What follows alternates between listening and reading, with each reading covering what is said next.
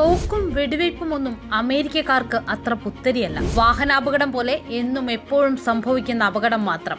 എന്നാൽ ആധുനിക ചരിത്രത്തിലെ ഏറ്റവും സങ്കീർണ നാളുകളിലൂടെ കടന്നുപോകുന്ന അമേരിക്കൻ രാഷ്ട്രീയത്തിൽ ട്രംപിന് നേരെയുണ്ടായ വധശ്രമം വലിയ കോളിളക്കം സൃഷ്ടിച്ചിരിക്കുകയാണ്. ഈ വെടിയുണ്ടകൾ നവംബറിൽ നടക്കുന്ന പ്രസിഡന്റ് തിരഞ്ഞെടുപ്പിന്റെ ഗതി തന്നെ മാറ്റിമറിച്ചേക്കുമെന്നാണ് വിലയിരുത്തൽ. കഴിഞ്ഞ ദിവസം പെൻസിൽവാനിയയിലെ ബട്ട്ലറിൽ നടന്ന പ്രചാരണ റാലിയിൽ സംസാരിക്കവെയാണ് ട്രംപിന് നേർക്ക് തോമസ് മാത്യു ക്രൂക്സ് എന്ന 20-കാരൻ വെടിവെച്ചത്. ഒരു വെടിയുണ്ട ട്രംപിന്റെ തലയ്ക്ക് പിന്നിലൂടെ ചീറിപ്പായുന്നത് ഫോട്ടോയിൽ കാണാം. ചെവിക്ക് സമീപം വെടിയേറ്റ് ട്രംപ് താഴെ വീണു. തലനാരിഴയ്ക്കാണ് ട്രംപ് രക്ഷപ്പെട്ടതെന്ന് വേണം പറയാൻ. തോമസ് 8 തവണ വെടിവെച്ചു. ട്രംപിന്റെ പ്രസംഗം കേൾക്കാനെത്തിയ ഒരാൾ ഈ വെടിയുണ്ടകളിൽ ഒന്നേറ്റ് കൊല്ലപ്പെട്ടു. 2 പേർക്ക് പരിക്കേറ്റു. പിന്നാലെ സീക്രട്ട് സർവീസിന്റെ സ്നൈപ്പർമാരുടെ വെടിയേറ്റ് തോമസും കൊല്ലപ്പെട്ടു. ഈ അക്രമം ആഭ്യന്തര തീവ്രവാദമാണെന്നാണ് FBI-യുടെ വിലയിരുത്തൽ. ട്രംപിന്റെ പാർട്ടിക്കാരൻ തന്നെയാണ് തോമസ്. മിടുക്കനായ വിദ്യാർത്ഥി.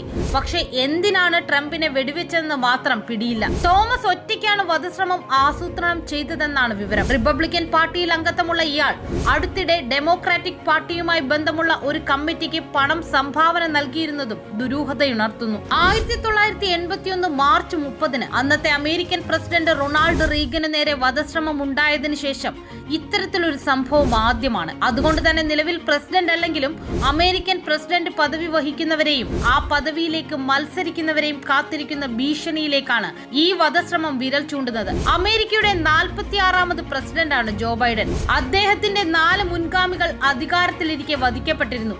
1963-ൽ ജോൺ എഫ് കെന്നഡിയുടെ വധമാണ് ഒടുവിലത്തേത്.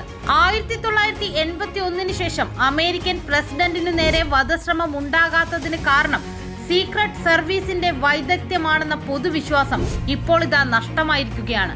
ഇതിന്റെ അലയൊലികൾ ഈ തിരഞ്ഞെടുപ്പിൽ ഉണ്ടാകുമെന്ന് ഉറപ്പാണ്. വരുന്ന പ്രസിഡന്റ് തിരഞ്ഞെടുപ്പിൽ റിപ്പബ്ലിക്കൻ സ്ഥാനാർത്ഥിത്വം ഔദ്യോഗികമായി പ്രഖ്യാപിക്കുന്നതിന് ദിവസങ്ങൾക്ക് മുമ്പാണ് ട്രംപിന് നേരെ വധശ്രമം ഉണ്ടായത്. സ്വന്തം നേതാവിനെ തിരഞ്ഞെടുക്കാനുള്ള അമേരിക്കൻ ജനതയുടെ അവകാശത്തിന് നേർക്കുള്ള ആക്രമണമാണിതെന്നും വിലയിരുത്തലുണ്ട്. മാത്രമല്ല, ഈ ആക്രമണം പല കാര്യങ്ങളിൽ നിന്നും ട്രംപിനൊരു സുരക്ഷാ കവചം തീർത്തിരിക്കുകയാണ്. കോടതി കേസുകളും ഇംപീച്ച്മെന്റ് നടപടികളും അതിജീവിച്ച് പ്രസിഡന്റ് തിരഞ്ഞെടുപ്പിൽ ശക്തമായി മത്സര രംഗത്തുള്ള ട്രംപിന് തന്റെ സ്ഥാനം കൂടുതൽ കരുത്തുറ്റതാക്കാൻ ഈ വധശ്രമം സഹായിച്ചേക്കും. വെടിയുണ്ട മൂളിപ്പാഞ്ഞപ്പോൾ നിലത്തേക്ക് കുനിഞ്ഞ ട്രംപ് സീക്രട്ട് സർവീസ് ഏജന്റുമാരുടെ കവചത്തിനുള്ളിൽ എഴുന്നേറ്റ് നിന്ന് മുഷ്ടി ചുരുട്ടി അനുയായികളെ അഭിവാദ്യം ചെയ്യുന്ന ചിത്രം റിപ്പബ്ലിക്കൻ അണികളെ ആവേശഭരിതരാക്കുന്നതാണ്. വെടിയേറ്റ് മണിക്കൂറുകൾക്കുള്ളിൽ തന്നെ പ്രചാരണ രംഗത്തേക്ക് തിരികെ എത്തിയ ട്രംപിന്റെ ധീരതയെ പുകഴ്ത്തുന്നവരും ഏറെയാണ്. പ്രസിഡന്റ് തിരഞ്ഞെടുപ്പിൽ ഈ ചിത്രവും അത് പകരുന്ന ആവേശവും എത്രത്തോളം പ്രയോജനം ചെയ്യുമെന്ന് കാത്തിരുന്നു കാണണം. ഓർമ്മപ്പിശകും നാക്കുപിഴയും കാരണം ഇതിനകം സ്വന്തം പാർട്ടിയിൽ നിന്ന് തന്നെ വിമർശനം ഏറ്റുവാങ്ങേണ്ടി വന്ന പ്രസിഡന്റ് ജോ ബൈഡനെ ട്രംപിന്റെ ഈ വധശ്രമം കൂടുതൽ ദുർബലനാക്കിയേക്കും. വധശ്രമത്തിന് ശേഷം രാജ്യത്തെ അഭിസംബോധന ചെയ്ത ബൈഡന്റെ വാക്കുകൾ ശ്രദ്ധേയമാണ്.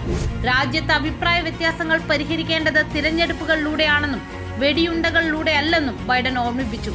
രാഷ്ട്രീയം ഒരിക്കലും യുദ്ധക്കളമാകരുതെന്നും ബൈഡൻ ആവശ്യപ്പെട്ടു. തിന്മ വിജയിക്കാൻ അമേരിക്കക്കാർ അനുവദിക്കില്ലെന്നാണ് ട്രംപിന്റെ പ്രതികരണം.